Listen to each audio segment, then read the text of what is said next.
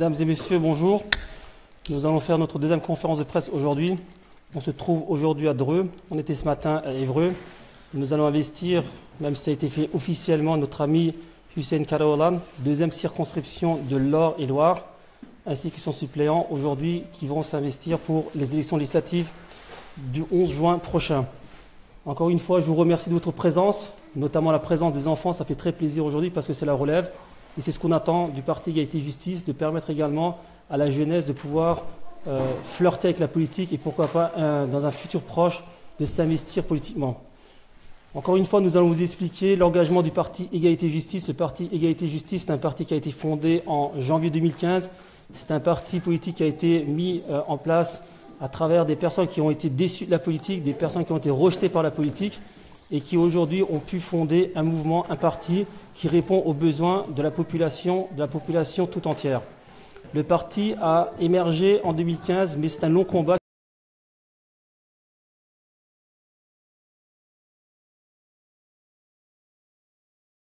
En 2014, on a pu s'apercevoir qu'il y avait une possibilité de constituer un renouvellement politique et notamment de mettre en place une nouvelle vision de la politique à travers des personnes qui viennent de la France d'en bas. Cette France d'en bas qu'on oublie tant, cette France d'en bas qui fait beaucoup, mais cette France d'en bas qui n'est jamais aux responsabilités et qu'on leur donne jamais la possibilité de s'exprimer, étant donné que cette France d'en bas est considérée comme étant des personnes de seconde zone. Nous parlons bien entendu des personnes des classes populaires, de la diversité culturelle et culturelle. Il est temps aujourd'hui que ces personnes également prennent une part importante dans la société parce que c'est eux qui font la France, c'est à travers eux que tout se passe, parce que c'est eux qui se lèvent le matin, c'est eux qui connaissent les difficultés et c'est eux qui permettent à ce que, lorsqu'il y a le pays qui est en déclin, de pouvoir se relever. C'est ce que nous, aujourd'hui, avec le PEJ, nous essayons de mettre en avant. C'est mettre l'humain en avant, que l'humain puisse aujourd'hui pouvoir se défendre et surtout pouvoir contribuer à l'évolution de notre pays.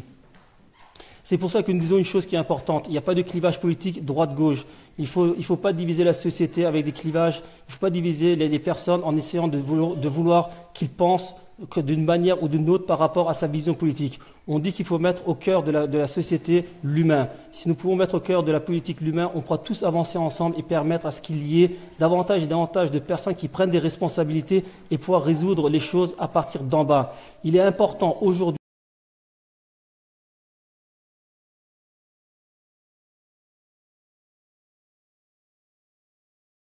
culturelle qu'il faut pouvoir tous ensemble combattre sans montrer du doigt la personne et sans stigmatiser. C'est aujourd'hui ce que l'offre politique que rapporte le Parti Égalité et Justice.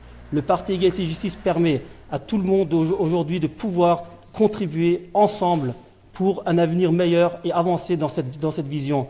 Au Parti Égalité et Justice, il n'y a personne qui est montré du doigt, il n'y a personne qui est dénigré par rapport à sa couleur, par rapport à sa tenue vestimentaire, par rapport à ses pensées. Nous sommes ouverts à toutes les pensées, nous sommes ouverts à toutes les couleurs, nous sommes ici pour faire de la France ce qui était la France fut un temps. La France où il y avait une manière de vivre en respectant chacun et en se respectant mutuellement. C'est ce qu'on demande aujourd'hui, ramener si possible à nouveau la visibilité que la France d'en bas a pour permettre à chacun de pouvoir aujourd'hui contribuer au maximum pour un meilleur vivre ensemble. Pour finir, je dirais une chose qui est importante. Nous ne sommes pas ici pour vous dicter des choses. Nous ne sommes pas ici pour vous imposer des choses. Nous sommes avant tout vos serviteurs et non vos seigneurs. Nous essayons aujourd'hui de démontrer que tout le monde peut aujourd'hui pouvoir contribuer à ce que la France aille mieux. Et il faut arrêter de stigmatiser une partie par rapport à l'autre parce qu'ils ne nous ressemblent pas. Voilà ce que j'avais à dire brièvement. Je vais laisser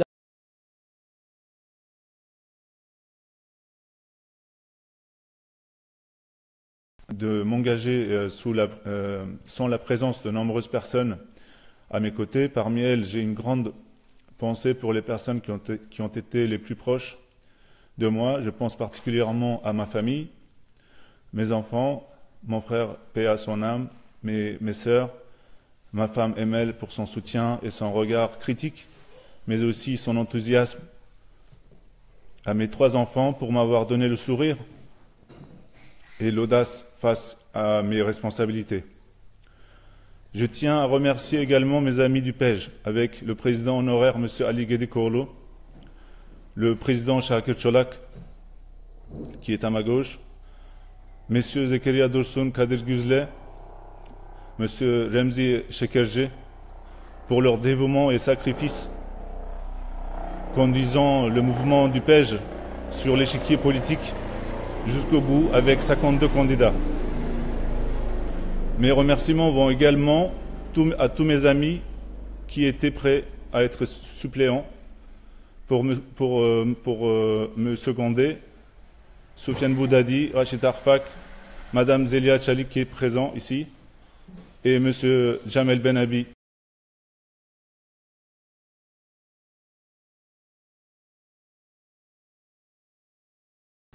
J'ai été admis à l'éducation nationale en tant que professeur des écoles. En dehors de ma vie active et depuis mon plus jeune âge, j'ai toujours été un militant obstiné pour la défense des libertés individuelles, la lutte contre les discriminations et pour une meilleure répartition des richesses. J'ai conservé intacte ma capacité de révolte face aux injustices et je me battrai, comme je l'ai fait, pour défendre l'idée d'un monde plus généreux, plus solidaire, où la valeur humaine prime sur la valeur marchande. Aujourd'hui, la légitimité du mouvement PEJ, Parti Égalité Justice, réside dans ses valeurs universalistes, l'égalité et la justice sur les champs des possibles. Nous devons admettre aisément à une prise de conscience générale, à un éveil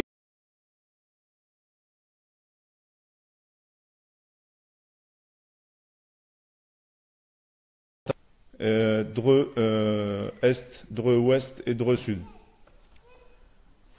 Osez votre voix et rendez-vous le 11 juin. Sachez que je m'engage avec le PEJ à vous représenter à l'Assemblée nationale. Vive la France, vive la liberté, vive la justice.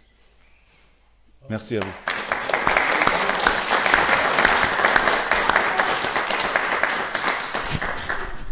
Je remercie mon ami Hussein qui réellement démontre encore une fois que le parti Égalité et Justice ne s'est pas trompé dans son choix de l'investir, parce que c'est une personne qui donne pour son chacun, c'est une personne qui donne pour son prochain, qui donne de sa personne et tous les jours sans compter, et il le démontre encore à travers son discours que c'est une personne qui est dévouée non pas pour essayer d'obtenir un fauteuil pour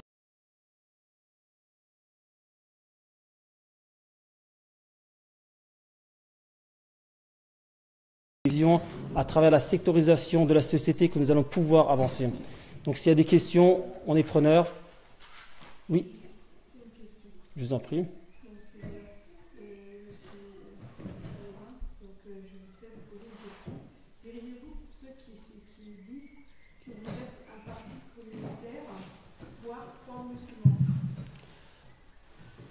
Donc, je peux reprendre la question pour qu'on puisse tous entendre.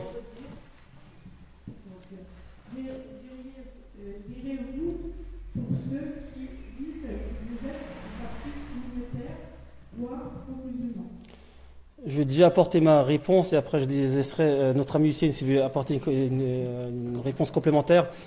Je dirais une chose qui est simple.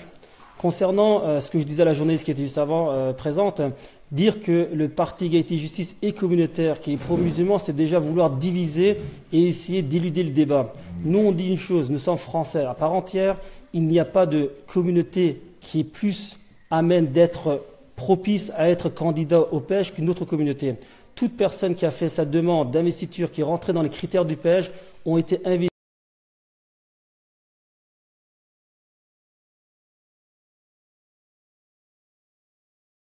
Une part entière que ces gens qui sont souvent des jeunes, qui sont analphabètes, qui ont des difficultés à l'école, comment est-ce qu'on peut faire en sorte que ces personnes puissent avoir des diplômes, qu'ils ne soient pas déscolarisés, qu'ils arrêtent l'école à 16 ans? C'est ça le mal de la France. Pourquoi il y a une crise économique alors qu'on sait que toutes les sociétés de 440 ils font des bénéfices énormes? C'est ça les problèmes de la France.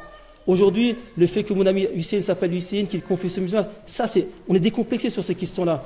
C'est pas ça qui va faire avancer. La France est un pays multiculturel, multiconfessionnel, et c'est à travers ces richesses que nous allons pouvoir tous ensemble avancer.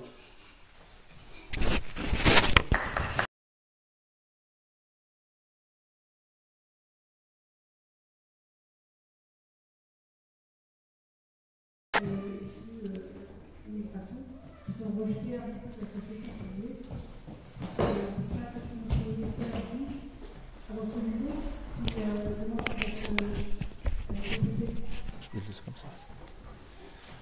Eh ben, vous pouvez voir les enfants qui sont près de moi pour vous dire que l'éducation n'a pas de prix. Et puisque nous nous engageons à travailler sur les quartiers, puisqu'actuellement,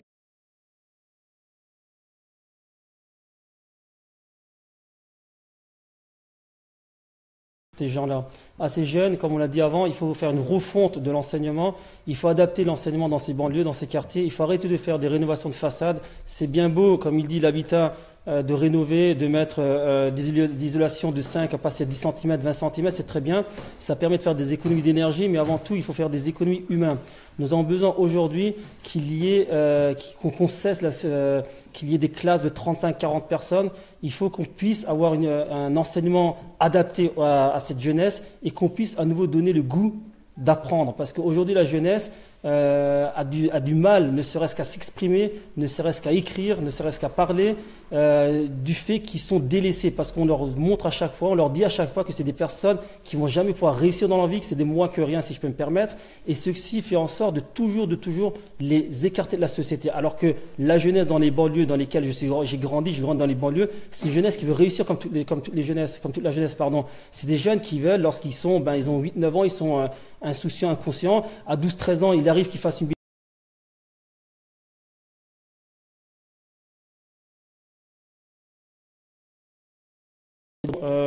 de sécurité, ou alors qu'on fasse des rénovations, comme je l'ai dit au début, de façade, ou alors qu'on mette des agrégés, on dit ouais mais on a des agrégés, qu'on essaye soi-disant d'adapter, alors que les classes ne sont pas adaptées à pouvoir à obtenir cet enseignement. Donc il faut commencer par une refonte de l'enseignement. Allez-y. Un peu plus fort, c'est possible.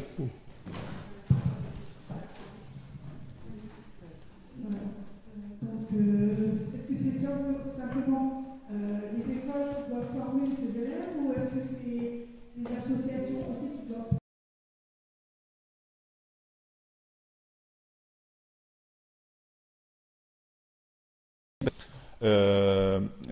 de murs ou d'obstacles entre l'école et la famille, il faudrait davantage créer des instances de dialogue entre les familles et les écoles, et travailler aussi avec les associations locales, avec les éducateurs de rue, avec tout le corps éducatif du territoire, pour trouver des solutions. Et vous avez des élèves qui ont un comportement X ou Y à la maison, vous avez des élèves qui à l'école ils sont différents, à l'association ils sont différents, mais si on peut mettre en place justement un partenariat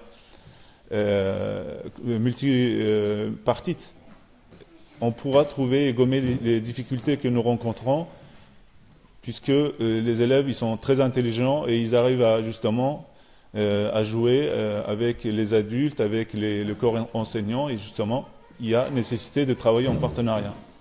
Et là-dessus on pourra travailler, on pourra mettre en place des dispositifs avec plus de moyens, plus d'enveloppes financières, et travailler sur des structures plus ouvertes, puisque actuellement sur les quartiers, en termes de structure, on en a de moins en moins.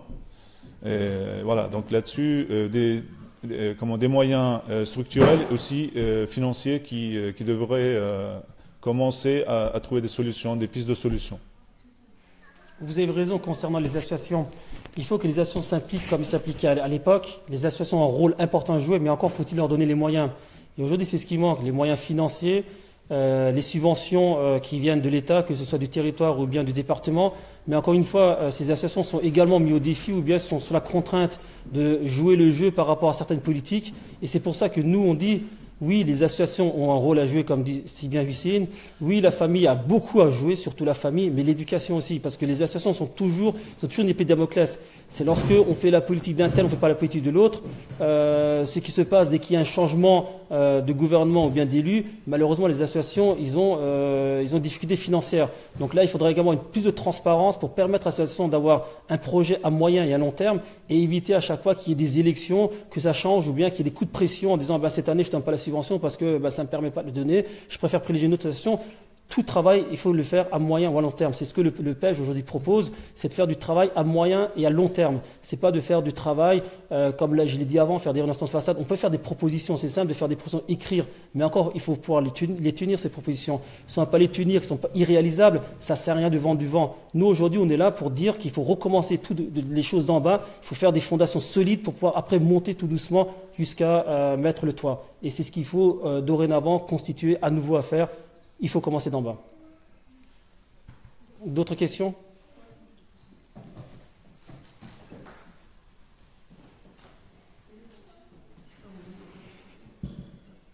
Monsieur, ma question était de savoir si vous avez un projet ou une aide pour les personnes qui travaillent dans les hôpitaux, notamment celui de Dreux. Parce qu'on sait qu'il y a un certain grève qui a duré assez longtemps. Donc je voudrais savoir si vous avez une aide à apporter pour cette personne-là, ou un projet ou quelque chose pour faciliter ces personnes qui sont en déclin total. Je vais faire le début de la réponse et tu vas faire la fin. Encore une fois, on peut vous apporter des solutions qui risquent et qui sont sûres, qui sont irréalisables. Aujourd'hui, le PEJ est un parti politique qui présente. Il y a ces genres de problèmes, mais aujourd'hui, nous disons ces problèmes, certes, Hussein va répondre, mais moi je dis avant tout, il faut qu'on prenne une conscience que nous, on peut faire changer les choses. Si aujourd'hui l'hôpital de Dreux est arrivé à cette situation, c'est que malheureusement la population a délaissé la politique. Et la politique, elle gouverne tout, c'est la politique qui fait tout. Donc c'est la population qui doit arrêter de s'abstenir, de ne pas aller voter et de croire que les choses vont changer parce qu'ils s'abstiennent. Au contraire, il faut qu'ils aillent voter, montrer leur rancune, même s'il fallait voter blanc comme nous on l'a dit lors des élections présidentielles, parce que ça a montré qu'il y avait un élan, que les gens voulaient voter, il y avait une contestation, une certaine sanction à 4 millions de personnes qui ont voté blanc ou bien des bulletins nuls. Ceci a permis de montrer qu'il y a une conscience politique. Donc il faut que vous puissiez mettre en place cette conscience politique pour éviter. Moi je dis toujours, il faut toujours la prévention. Si on n'a pas fait le nécessaire au début, maintenant, une fois que la décision a été prise, c'est très difficile. On peut proposer multiples solutions, notamment une nouvelle politique de restructuration, que ce soit d'aménagement des postes, etc. Mais on sait très bien que à court terme ou à moyen terme, cet hôpital, parce qu'il y a une décision qui a été prise, parce que c'est plus dans les intérêts de certains, parce que ça rentre plus dans les clous de certains, cet hôpital va fermer. Donc c'est pour ça que vous avez une part importante à jouer.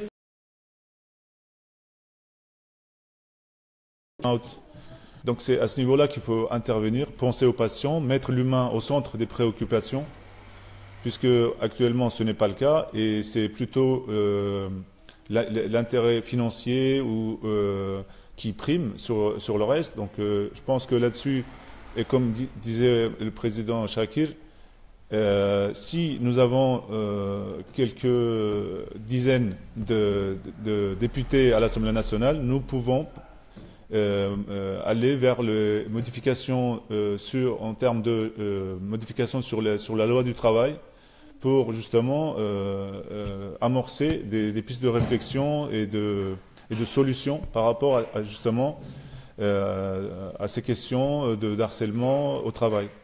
Et je pense que la question, voilà, c'est remettre l'humain au centre des préoccupations.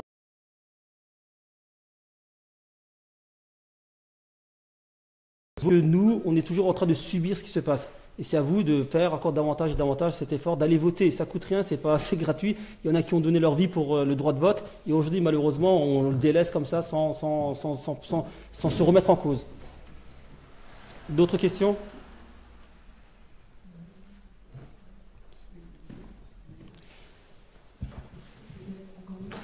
Au niveau de l'éducation des loisirs pour les enfants, étant donné qu'il y a rapport à la question qui va se faire parce que ça concerne la vôtre, étant donné qu'il y a beaucoup de centres de loisirs culturels qui ont fait, est-ce que vous aurez un poids et quelque chose à apporter pour ouvrir d'autres centres, pour attirer de plus en plus les jeunes justement qui sont à l'extérieur et qui ne font rien, qui restent en bas des quartiers, qui n'apprennent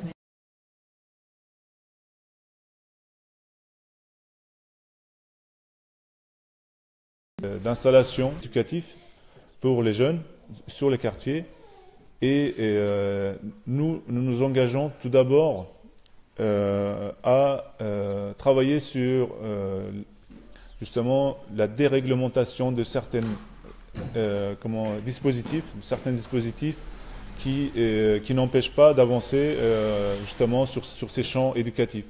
Aujourd'hui, l'administration est tellement lourde, est tellement saccadée que nous avons du mal justement à créer un projet, à mettre en route un projet.